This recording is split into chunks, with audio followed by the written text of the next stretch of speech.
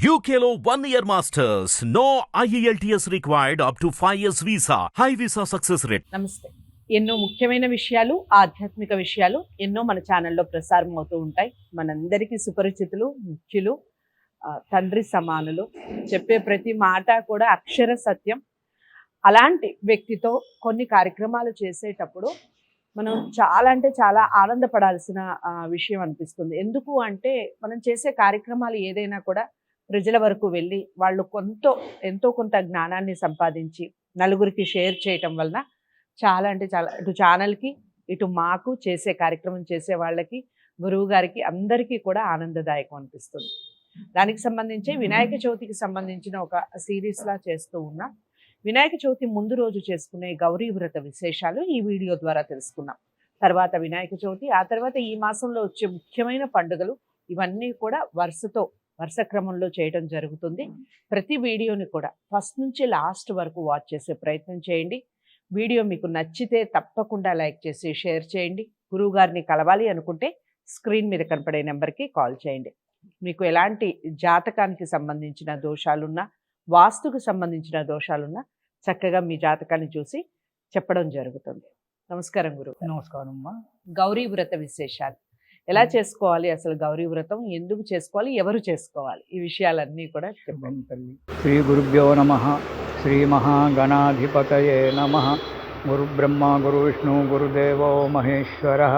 గురు సాక్షాత్ పరబ్రహ్మ తస్మై శ్రీ గురవే నమః. హరిత సగోత్రోత్పన్నం హరిభక్తిపరాయణం శంకర గురువరేంద్ర చరణం శరణం ప్రపద్యే. శ్రీ మహద్భ్యో గురుభ్యో నమః. సదాశివసమారంభాం వ్యాసశంకర మధ్యమాం అస్మదాచార్యపర్యంతాం వందే గురుపరంపరాం. అరుణాం కరుణాతరంగితాక్షీం ధృతపాశాంకుశపుష్పబాణచాపాం అనిమాధివిరయూరుతాం అయూకైః అహమిత్యేవ విభావయేత్ భవానీం. ఓం శ్రీమాత్రే నమః. అమ్మా, మనకు సంవత్సరంలో శ్రావణ మాసం నుంచే పండుగలన్నీ ప్రారంభమవుతాయి. ముఖ్యంగా అందులో ముఖ్యమైన పండుగలు చాలా మటుకు పండుగలలో ఆడవాళ్ళకు సంబంధించినటువంటి ఎక్కువ పండుగలే ఉంటాయి. మగవాళ్ళకు తక్కువ. ఆడవాళ్ళకు సంబంధించిన ఎందుకు ఆడవాళ్ళకు సంబంధించిన పండుగలు ఆరోగ్యంగా ఉండాలి, హాయిగా ఉండాలంటే భర్త క్షేమంగా ఉండాలి, దీర్ఘాయుష్మంతుడై ఉండాలి, ఆరోగ్యంగా ఉండాలి అనేటువంటి ఒక ఉద్దేశంతో తన కుటుంబం. ఇంకోటి, పూజలు పునస్కారాలలో కూడా ఆడవాళ్ళకు ఉన్నంత శ్రద్ధ మగవాడికి ఉండదు. ఇంకా మగవాడికి ఎప్పటికీ ధన సంపాదన, పరిగెత్తాలి ఇంత ఆలోచనలే మాకుంటాయి. అందుగురించి ఏదో ఇంత నిమిత్త మాత్రేన మయా కృతేనా అన్నట్టుగా ఇంత దీపం పెట్టడము, నమస్కారం చేయడము, పరిగెత్తడం. ఎవరో కొందరు స్వామీజులు వాళ్ళ యొక్క పూర్వజన సుకృతాన్ని బట్టి, దాన్ని బట్టి జపాలు, నిత్యాగ్నిహోత్రాలు అలాంటివన్నీ చేసుకుంటుంటారు. కానీ చాలా మటుకు 99% ఆడవాళ్ళు చేసినంత భక్తిగా పురుషులు చేయలేరు. ఇలాగే అందుగురించే మరి వెనకటి పూర్వకాలంలో ఋషులంతా కూడా ఆడవాళ్ళకి ఎక్కువ పండుగలు ఇచ్చారేమో కుటుంబ సౌఖ్యం గురించి. అలాంటి పండుగలలో మనకు శ్రావణ మాసంలో కొన్ని పండుగలు, వరలక్ష్మి వ్రతము, కృష్ణాష్టమి అలాంటి పండుగలన్నీ కూడా గడిచిపోయినాయి. రేపు వచ్చేటువంటిది భాద్రపద మాసం. ఈ భాద్రపద మాసంలో కూడా చాలా ముఖ్యమైన ఒక పండుగలు ఉన్నాయి. అందులో భాద్రపద మాసం ప్రారంభం కాగానే షోడశ గౌరీ వ్రతం అనేటువంటిది ఒకటి వస్తుంది. 10వ రోజు 6వ తారీఖు నాడు, మనకి ఇప్పుడు చూసుకుంటే 6వ తేదీ రోజు, 7వ తేదీ నాడు వినాయక చవితి ఉంది. 6వ తారీఖు నాడు ఒక వినాయక చవితి కంటే ఒక రోజు ముందు షోడశ గౌరీ వ్రతం అనేటువంటిది వస్తుంది. ఈ షోడశ గౌరీ వ్రతం అనేటువంటిది చాలా ముఖ్యమైనటువంటిది. ప్రతి స్త్రీకి కూడా, సుమంగళి స్త్రీకి, ప్రతి స్త్రీ కూడా షోడశ గౌరీ వ్రతం అనేటువంటిది చాలా ముఖ్యమైనటువంటిది. ఎందుకంటే 16 గౌరీ దేవతలు, ఈ 16 గౌరీ దేవతల యొక్క వరప్రసాదం లభించడానికి ఈ వ్రతం చేసుకోవడం. దీనివల్ల భర్త ఆరోగ్యంగా ఉండడము, తర్వాత ఆయుష్ పెరగడము, తను సుమంగళిగా చిరకాలము తను సుమంగళిగా ఉండడము. తను సుమంగళిగా ఉండాలంటే భర్త ఆరోగ్యంగా ఉండాలి కదా. సుమంగళిత్వాన్ని కోరుకోవడము, కుటుంబ సౌఖ్యం కోరుకోవడము, ఇలాంటివన్నీ కూడా ఈ షోడశ దీని అంటారు. దీన్నే మేము దేవాలయం ప్రతిష్టలు అవన్నీ కూడా చేసేటప్పుడు షోడశ మాతృకా పూజ అని కూడా చెప్తాం. అక్కడ కూడా కార్యక్రమాలు నిర్విఘ్నంగా నెరవాలి. ఆ గ్రామం కానీ ఆ పట్టణం కానీ ఆ దేశం కానీ క్షేమంగా ఉండాలని చెప్పి దేవాలయ ప్రతిష్టలు బ్రహ్మోత్సవాలు చేసేటప్పుడు కూడా అక్కడ కూడా షోడశ గౌరీ పూజ చేస్తుంటాం. అదేవిధంగా ఈ షోడశ గౌరీ వ్రతం అనేటువంటిది మనకు వినాయక చవితి రేపనంగా ఈ సంవత్సరము 6వ తేదీ నాడు మనకు వస్తుంది. ఆ రోజు ఏం చేయాలి అంటే, ఆ రోజు మామూలుగా పండుగ అంటే తలంటి స్నానం చేసుకోవడము, కొత్త బట్టలు ఉన్న బట్టలు మంచి బట్టలు పట్టు చీరలు అవి కట్టుకోవడం చేసుకొని ఆ రోజు ముఖ్యంగా చేయవలసింది ఏంటంటే ఒక కలశం పెట్టుకోవడం. స్థండిలం అంటే ఒక బట్ట బట్టి దాని మీద బియ్యం పోసి దాని మీద స్థండిలం పెట్టుకోవడం. స్థండిలం పెట్టుకొని దానిపైన టెంకాయ అది పెట్టి కలశం పెట్టుకోవడం. తర్వాత అక్కడ పసుపుతో కొందరేమో 16 గౌరమ్మలు చేసి పెడతారు పసుపుతో, కొందరేమో ఒకటే గౌరమ్మని పెడతారు. సరే, అది వాళ్ళ యొక్క ప్రాంతీయ ఆచారం అంటాం దాన్ని. ఆ ప్రాంతీయ ఆచారంగా 16 గౌరమ్మలు షోడశ గౌరీలను పెట్టుకోవచ్చు, లేదా ఒక గౌరమ్మనైనా పెట్టుకొని దానికి ముఖ్యంగా చాలా మటుకు మాత్రం ఏంటంటే ఉత్తరేణి ఆకులు, అపామార్గ పత్రం అంటారు. అపామార్గం అంటే ఉత్తరేణి చెట్టు ఉంటుంది. ఆ ఉత్తరేణి చెట్టు యొక్క ఆకులు తెచ్చుకోవడం. ఉత్తరేణి ఆకులు మంచి తీసుకొచ్చుకొని దాన్ని 16 ఆకులు పెట్టి 16 పోగులతో తోరం తయారు చేసి 16 ఆకులతో దానికి బంధించి 16 ముళ్ళు వేయడం, 16 వరుసలతో దారం, దానికి 16 ఆకులు కట్టడం. ఒక దగ్గర 16 ఆకులు ఒక దగ్గర మలిచి పెట్టేసి మధ్యన దాన్ని కట్టేయడం. దానికి ఇటు 8 అటు 8 ముడులు వేయడం, గ్రంథి అంటారు దాన్ని. 16 గ్రంథులు వేయడం. ఇట్లా 3 తోరాలు తయారు చేసుకోవాలి ఉత్తరేణి ఆకులతోటే. దాన్ని సంస్కృతంలో అపామార్గపత్రం అంటారు. వినాయక చవితి రోజు వినాయకుడికి చాలా ఇష్టమైనటువంటి ఒక చెట్టు ఇది అపామార్గపత్రం. ఇంకా మనము వైద్యంలో కనుక చూసినట్లయితే అపామార్గం యొక్క అంటే ఆ ఉత్తరేణి చెట్టు యొక్క వేరుతో కనుక పళ్ళు దోముకున్నట్టే దంతక్షయ తగ్గిపోతుంది, పళ్ళు గట్టిపడతాయి, శరీరంలో నరాలు గట్టిపడతాయి. దాని రసం తాగినట్లయితే విషం విరుగుడవుతుంది. దాని రసం ఉత్తరేణి వేర్లు తెచ్చుకొని కడిగి దాన్ని దంచి రసం తీసి వడగట్టి ఆ రసం తాగినట్టయితే కడుపులో ఉన్నటువంటి ఒక శరీరంలో ఉన్నటువంటి ఒక ఏ కోణములో ఉన్నటువంటి ఒక విషమైనా దిగిపోతుంది. అటువంటి ఒక వృక్షం అది, చిన్న చెట్టు. అది ఇప్పుడు ఈ కాలంలోనే వస్తుంది, వర్షాకాలంలోనే ఉంటాయి. తర్వాత నీకు ఎండాకాలంలో కావాలంటే దొరకదు. ఈ వర్షాకాలంలో ఈ శ్రావణ భాద్రపద మాసాలలోనే ఆ చెట్లు దొరుకుతాయి మనకు. అయితే దాని 16 ఆకులు పెట్టి ఇలా 3 తోరాలు తయారు చేసుకోవాలి. మనం సామాన్యంగా గౌరీ దేవతలను గౌరమ్మని పెడితే తమలపాకులలో పెడతాం. అలా తమలపాకులలో కాకుండా ఉత్తరేణి ఆకులలోనే గౌరమ్మని చేసి పెడతారు. 3 తోరాలు ఈ విధంగా చేసి పెట్టుకోవాలి. ఆ తర్వాత 5 ఆకులు పెట్టి 2 తోరాలు తయారు చేసి అక్కడ గౌరమ్మకు పూజ చేసుకొని షోడశోపచార పూజలు అవన్నీ కూడా చేసి మంగళహారతులు చదువుకొని 16 రకాల వంటలు కొందరు నైవేద్యం పెడతారు. కొందరేమో ఒకటే రకం 16 ఆవిరి కుడుములు అంటారు కదా, 16 ఆవిరి కుడుములు 16 భక్ష్యాలు చేసి మాత్రమే కొందరు పెడతారు. కొందరేమో 16 రకాల వంటలు చేస్తారు. వాళ్ళ ఓపిక మనం అది చెప్పలేము. కొందరు 16 రకాల వంటలు చేయొచ్చు, ఎలా చేసినా 16 ఆవిరి కుడుములు 16 భక్ష్యాలు అమ్మవారికి నైవేద్యం పెట్టి మంగళార్తులు అవన్నీ కూడా పాడుకొని ఈ 3 ఏవైతే 16 ఆకులు పెట్టి 3 తోరాలు తయారు చేశారో ఒకటి గౌరమ్మ దగ్గర పెడతారు, ఒకటి ఆ ఇంటి యజమానురాలు ఎవరైతే నోచుకుని పూజ చేసుకున్నారో వాళ్ళు ఒకటి కట్టుకోవాలి, ఒకటి ముత్తైదకు పిలిచి ముత్తైదకు ఆ తోరం పెట్టి వాయన దానం ఇవ్వాలి. 16 కుడుములు 16 భక్ష్యాలు పెట్టి ఆమెకు వాయనం ఇవ్వాలి. ఇక 5 తోరాలది అక్కడ ఒక ఉత్తరేణి చెట్టు పెట్టి చిన్నది ఆ చెట్టుకు కడతారు. ఇంకోటి దాసి దండం అని చెప్పి ఇంకొక దండ ఆయుధాకులతో పెట్టినటువంటి ఒక దండ ఇంట్లో ఏదైనా తులి చెట్టు దగ్గరనో లేకుంటే ఇంకా వేరే చెట్టు దగ్గరనో ఆ చెట్టు దగ్గర పెట్టేసి నమస్కారం చేస్తారు. ఇలా ఇది చేసుకోవడం వల్ల షోడశ గౌరి అంటే 16 గౌరమ్మల యొక్క అనుగ్రహం వల్ల సుఖంగా జీవించడము, భర్తకు ఆరోగ్యంగా ఉండడము, తన పిల్లలు తాను సంతోషంగా ఉండడము, అభివృద్ధి చెందడం, ఆర్థిక పరంగా కావచ్చు, ఆరోగ్యపరంగా కావచ్చు, డెవలప్మెంట్ కావడం, మంచిగా అభివృద్ధి చెందడం అనేటువంటి జరుగుతుంది. దీనికి ఉదాహరణ ఏమైనా ఉందా అని అనుకోవచ్చు. దానికి ఉదాహరణ కావాలి కదా మరి. అంటే దీనికి మనకు చరిత్రలో ఏం జరిగింది, ఈ భవిష్యోత్తర పురాణంలో ఉండబడేటువంటి ఒక చరిత్ర. ఇది పూర్వకాలంలో త్రేతాయుగం మాట. ఇప్పుడు త్రేతాయుగంలో గంగా నది ఒడ్డున ధర్మవర్తనుడు అనేటువంటి ఒక బ్రాహ్మడు ఉండేవాడు. అతనికి భార్య మంచి ప్రతివ్రత. ఆ కాలంలో అందరూ ప్రతివ్రతలే కదా, ఈ కలియుగం కాదు కదా, త్రేతాయుగం సంగతి నేను చెప్పేది. అందరూ ప్రతివ్రత. భార్య మంచి నియమనిష్ఠురాలు, మంచి ఆచారవంతురాలు, మంచిది. వాళ్ళకి అతనికి 2 కుమార్తెలు, చెల్లమాంబ, మల్లమాంబ, 2 అమ్మాయిలు అతనికి. ఆ 2 అమ్మాయిలు చాలా అందగత్తెలు. వాళ్ళు చిన్నప్పటి నుంచే తండ్రి పూజలు చేస్తుంటే పిల్లలకు కూడా అదే అలవాటు వస్తుంది. మనం మన ఇంటి యొక్క ఆచారంలో మనం ఏ విధంగా మన తల్లిదండ్రి యొక్క ప్రవర్తన ఎలా ఉంటుందో బిడ్డల యొక్క ప్రవర్తన కూడా అలాగే కొనసాగుతుంటుంది.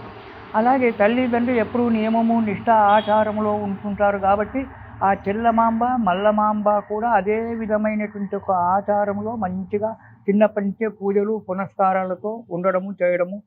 వాళ్ళు తండ్రి గారే గురువుగా ఉండి తండ్రికి కూడా విద్యను చెప్పడము చేయడం, మంచి విద్యలు నేర్చుకున్నారు.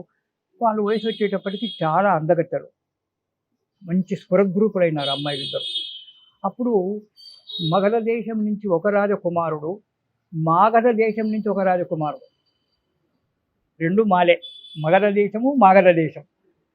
ఇక్కడి నుంచో అబ్బాయి అక్కడి నుంచో అబ్బాయి ఇద్దరు వచ్చేసి ఆ 2 కన్యకలను మేము పెళ్లి చేసుకుంటామని చెప్పి 2 కూడా పెళ్లి చేసుకుని వెళ్ళారు, చెల్లమాంబను మల్లమాంబను. అయితే చెల్లమాంబ మాత్రం చాలా మంచిది, అమాయకురాలు. ఈ పూజలు పునస్కారాలు ఇవన్నీ కూడా అంటే చాలా ఇష్టము. తను, తన భర్త, తన కుటుంబము, తన దేశం అంతా కూడా క్షేమంగా ఉండాలని చెప్పి ఆమె కోరుకునేటువంటి ఒక వ్యక్తి. మల్లమాంబ కొంచెం గర్విష్టి, 2వ సంతానం, కొంచెం గర్విష్టి మల్లమాంబ. అహం అనేటువంటిది ఉంటుంది మల్లమాంబ దగ్గర. పెళ్లి చేసుకున్నారు, వెళ్ళిపోయారు. వెళ్ళిపోయేటప్పటికీ మామూలు పూరి గుడిసెలో ఉండి ఉన్నటువంటి ఒక పిల్లలు ఒకేసారి అంతఃపురంలోకి రాజభవనంలోకి వెళ్ళేటప్పటికీ చెల్లమాంబ మాత్రం అలాగే ఉంది. తన ఇంట్లో పూరి గుడిసెలో తల్లిదండ్రులు ఎలా ఉండాలో, ఎలా నమ్రతగా ఉండాలో, అత్తవారింటికి వెళ్ళినా అంత పెద్ద రాజభవనంలో ఉన్నప్పటికీ కూడా అదేవిధంగా నమ్రతతో అత్తతో మామతో అందరితో కూడా క్షేమంగా మంచిగానే ఉంది. మల్లమాంబ మారిపోయింది. కొంచెం చిన్నప్పటి నుంచే కొద్దిగా అహం, అందులో ఇంక కొంచెం అహం. వెళ్ళేటప్పటికీ అంత పెద్ద రాజభవనము, గుర్రాలు, ఏనుగులు, అంతా రథ సైన్యము, ఇవన్నీ చూసినప్పటికీ ఓహో నేను కదా అనేటువంటి ఒక నేను అనేటువంటిది పెరిగిపోయింది ఆ మల్లమాంబకు.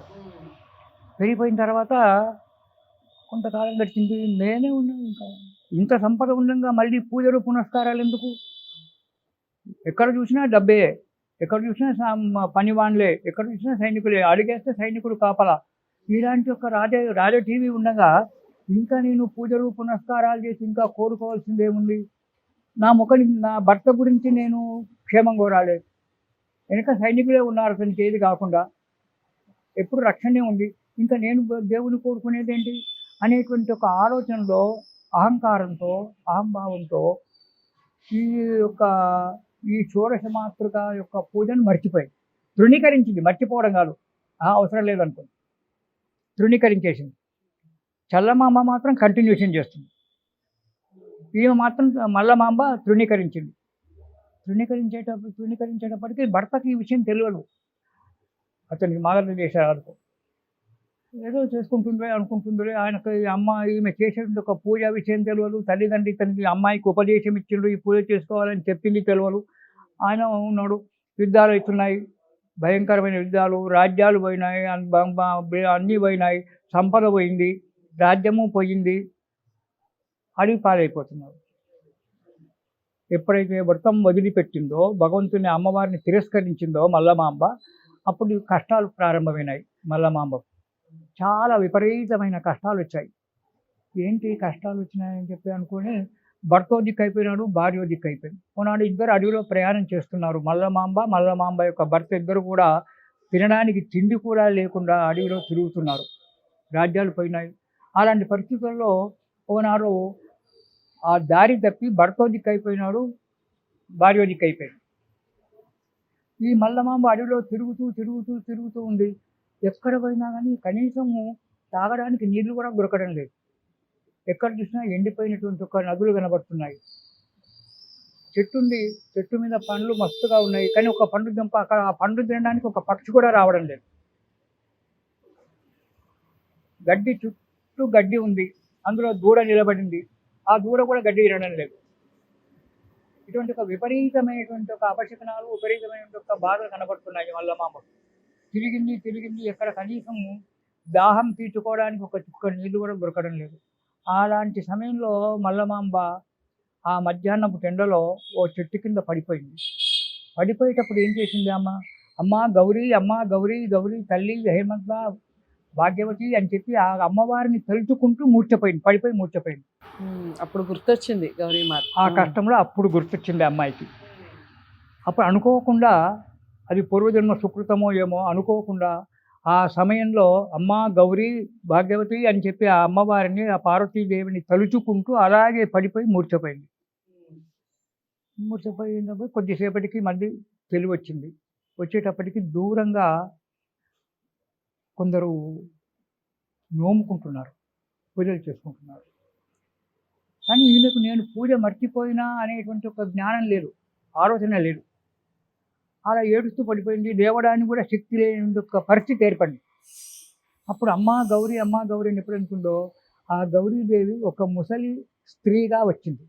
అమ్మవారు ఒక ముసలి స్త్రీగా వచ్చి, ఎందుకు ఏడుస్తున్నావమ్మా అంటే, నా భర్త ఇలా అయిందంటే, నీవేమైనా పూజలు చేసుకుంటున్నావా అంటే, నేనేం చేసుకోవడం లేదమ్మా, మా అమ్మ నాన్న మీకేమి ఇవ్వలేదా అని ఆమె ఇంటిస్తూనే ఉంది.